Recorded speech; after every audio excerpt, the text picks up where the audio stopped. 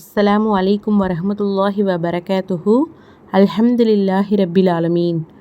புகாரி அப்படிங்கிற நபிமொழி தொகுப்பில் அபூ ஹுரைரா ரலியல்லாஹு அன்ஹு அவங்க அறிவிக்கிறாங்க, அல்லாஹ்வுடைய தூதரான நபிகள் நாயகம் ஸல்லல்லாஹு அலைஹி வஸல்லம் அவங்க எந்த ஒரு உணவையும் ஒருபோதும் குறை சொல்ல மாட்டாங்க.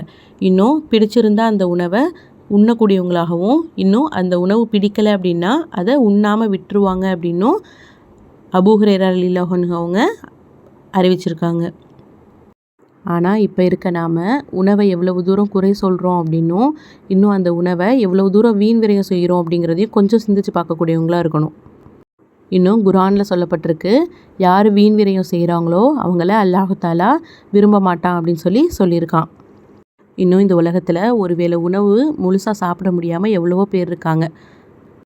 அதையெல்லாம் நம்ம சிந்திச்சு பார்த்து உணவை எந்த ஒரு குறையும் சொல்லாமல், இன்னும் வீண் விரயம் செய்யாமல், இன்னும் நமக்கு கிடைச்ச இந்த ஒருவேளை உணவுக்காக ஒவ்வொரு தடவையும் நம்ம அல்லாஹு தஆலாவுக்கு நன்றி செலுத்தக்கூடிய அடியார்களாக நம் அனைவரையும் அல்லாஹ் ஆக்குவானாக.